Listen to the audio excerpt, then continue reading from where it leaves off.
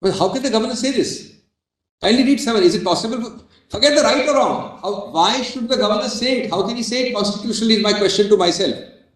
Look at the consequences of this letter in the constitutional and the juristic sense. Number 1, it is a certification by an executive nominee that the departing allegedly disqualified members, allegedly by me, are kosher.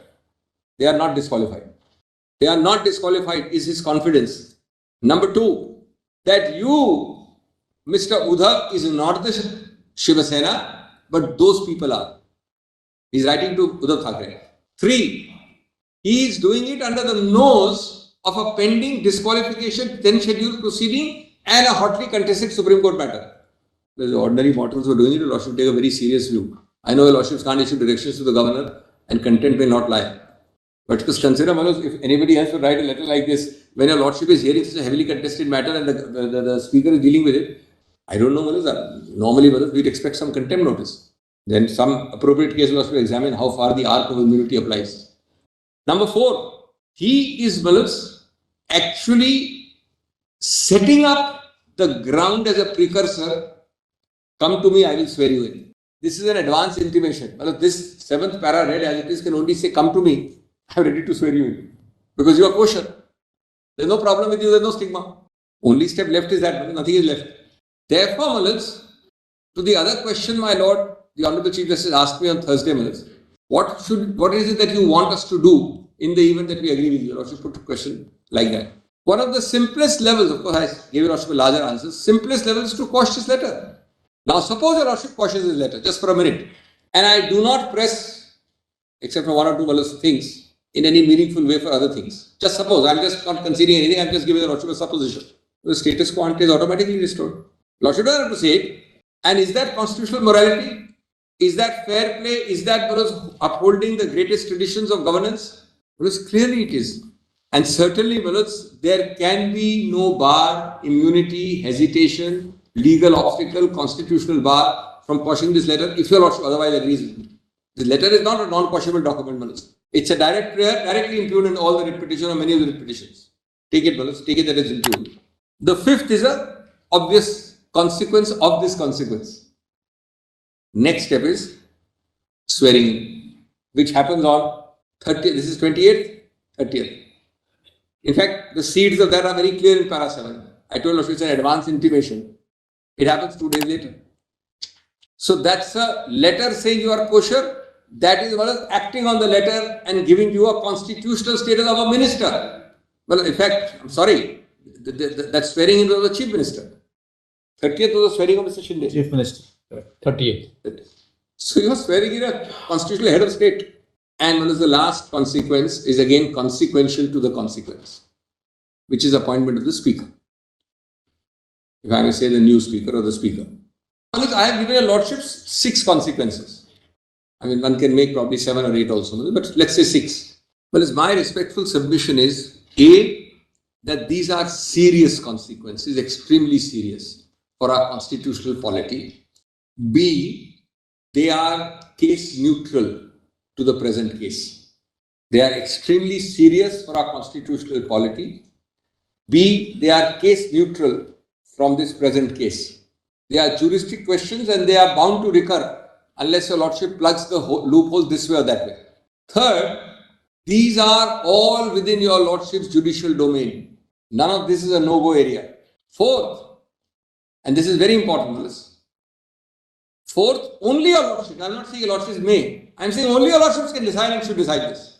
I am not even making an optional. According to me, this is only the Honorable Supreme Court which can and should decide it here, not delegated to any other authority. Then, this is the main point, probably. And then, of course, it follows that your Lordship would, as an ancillary, because your Lordship passes ancillary yes, now it says, it's just 2 minutes more. Well, I have one question, but I didn't want to disturb your Lordship. I'll just take about 10 minutes more. I'm going to make some. So, your Lordship will therefore restore, in the ancillary sense, the position as on 27th or such date. That is, ultimately, your Lordship's orders are not spurics. They have to have an effect. That effect has to be only that restoration. To restore position as on 27th August, June. That is, this is 28th, so 27th is one day before. Is well as an interesting point, and not merger. Just see the irony here.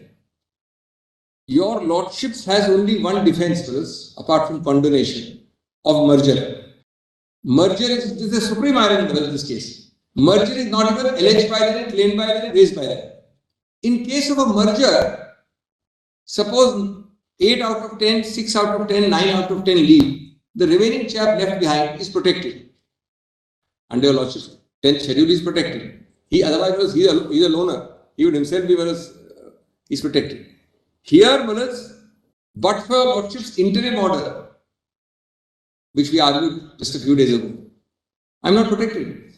Without claiming merger, today they are issuing letters and whips, which I'm not talking about lordship's protection. The whip is being issued as we speak, in various countries, they are entitled to it, if the EC has recognized them. But for lordship's protection, I would be liable to be disqualified for not following his whip. Because without invoking merger, without getting a merger, there is no protection. If you have the defense of a constitution, you are worse off. If you don't take the defense of a constitution, you are better off. Because a constitutional designated judicial or quasi-judicial tribunal has given a verdict. After that, there is something, as the lordship puts it, that verdict, unless disturbed by the High Court or Supreme Court, is binding or operating. But here, your lordship's query answers the first part. You are doing it well before. You say another point in your favor, actually, which is that the very same unit which affects the numerator affects the denominator also. Yes, right. So, if the governor cannot postulate until the disqualification petitions have ended that the numerator has been affected, then he cannot say that the denominator is affected. No, he cannot. By the very arithmetic, it has to be both. It is very selective otherwise. Right. Because the same act of defection which reduces the strength of the ruling party, which also then affects the strength of the house. And can you start doing this in this is the word premature, stares your lordship in the face. Constitution says this body will decide. This body is able to decide. You go and give a decision virtually. I will reduce the denominator, I will reduce the numerator. That will create chaos. And your lordship has to see You are saying so you can't take cognizance of the existence of the 10th schedule proceedings. He can take only upon an order passed by. Consequence of the 10th schedule proceedings. After a determination by the 10th schedule. That's a very pithy summary. The consequence of the 10th schedule can be some basis, unless disturbed by the High Court or Supreme Court, to act. Until then, they continue to be members of the. And it would be in rem. Once that. Otherwise, this would be really a method. There will be chaos. There will be chaos. And not that it should come into your lordship cannot ignore the reality of around the country. Governors also. Governors are no more angels. Just 2 cents. Number one, 10th schedule doesn't recognize majority minority. Absolutely. Correct? 10th schedule postulates that even if there is a split of a majority, it can't be recognized. The governor knows that. The governor knows that. And 10th schedule also, para 3 also said there must be a split in the original political party. 10th schedule, para 3 said original political party. Right. So we know that there was no split. Governor knows there was no split in the original political party. So on what basis will he ever recognize? And your answer to your lordship's question, how will the governor call supposing one of the parties moves away from the coalition and goes to the governor along with the BJP and said, now we are. That's not an individual act of defection. Yes, that's right. So this is an individual act. It has to be the act of a party. Now you have recognized the majority as the party and writing a letter to the chief minister. This is unheard of. So if a party says we don't support the government anymore, that's not a disqualification. That's we don't support. The governor says you lost one of your constituents. Government falls. That's fine. That's all right. So I'm sorry for that. The very important question which fell from the bench, and the Honourable Chief Justice in particular, about the role of the governor.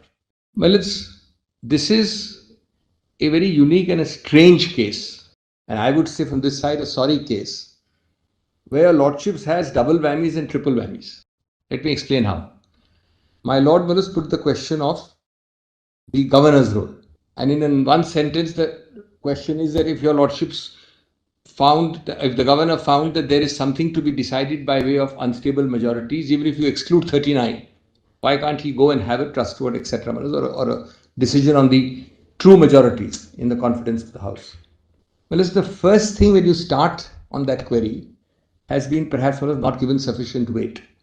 And the first thing is that your Lordship's fundamental rock solid principle of interpretation of Constitution and statutes is that if intentionally a Constituent Assembly in its amending power of the Constitution deletes something, your Lordship gives full effect and scope to the intendment behind that deletion. That is axiomatic. It is obvious puny whether it's contract or a statute, much less a constitutional amendment, where Lordship's intention is to give effect to that intention. So para 3 has been deleted. Now, para 3 deletion is not a small thing. There are debates, there is a SOR, the Constituent Assembly, the Constituent Parliament in its constituent capacity said, look, we must delete it. Why this case is bizarre is that there are at least two circumventions of that deletion directly by high constitutional authorities. Circumvention 1 is clearly this way or that way, whether the governor can do it or not do it, the Lordship will decide separately. But clearly and specifically, the governor is acting on a presumption of a split in whatever way he's acting. Now, as the governor, most of all, is supposed to know the Constitution. All of us are supposed to know the Constitution, and ignorance of the law is no excuse, much less ignorance of the Constitution. There is no system, and I'm not talking of your Lordship's narrow question of trustworthy, non-trustworthy. There is no basis on which your Lordships can reconcile and harmonize the factual invitation and oath giving on the one hand with the legal deletion of para 3. That's my proposition. The two are irreconcilable, and that is a very major constitutional sin underlying this whole supposition and context. The second makes this even more bizarre. There is a direct finding in not one but many paras of the EC order that this is a split. I'm not asking Lordship Justice Shah is right. We are not on the appeal on that. That's not the point I'm arguing. I'm on the context, People are here going around merely on the assumption of a split. Then the Lordship might as well wind up the 10th schedule, the constitutional amendment, the deletion. What's the point of it? The second answer. Your Lordships decides cases. Not that your Lordship decides the narrowest of narrow issue. Your Lordship decides the whole context. But your Lordship doesn't decide beyond the context of a case. Your Lordship is very careful, otherwise the things of biter and all that come in. And your Lordship doesn't have time to spend on hypothetical questions. But let us see the context. The context of this case can be divided into broadly three or four categories. And that context makes it clear that your Lordships need not be bothered about the governor coming into the picture at all. The first phase of this context is the expedient of giving a disabling notice. I call it a disabling notice before I intend to defect. Now that will be awaiting your Lordship's decision on nabab. So phase 1 or part 1 of this context is disabling notice. Your Lordship must decide in nabab. That's the whole argument we made for 2 days. But clearly the context is that step 1. And if that is wrong, then a lot of things fall down. And that is wrong in case your Lordship doesn't agree with the literal text of nabab. The second part is that we are also forgetting repeatedly the object of the 10th schedule.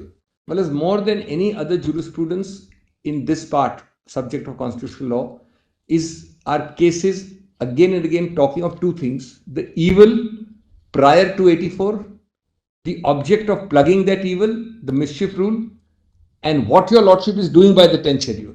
The third is that if your Lordships accept that the basic object of the 10th schedule is a constitutional sin being precluded or stopped or reduced, then 2-1 A or B, as the case may be, has to be decided first. It's logically prior to everything. Not only is it prior in terms of serial number, but conceptually it has to be logically prior to any decision of any kind in any case. I'm talking of concept. I'm not talking of a delay by an individual speaker. Whether the Kerala speaker will decide tomorrow, Nagaland speaker may take 6 months, a Manipur speaker will take. That's not the point. Conceptually, the logically prior decision has to be para 2, not a governor's intervention collaterally in any which way. That's the structure of the 10th schedule. And that scheme and structure must be endorsed and strengthened by your Lordships.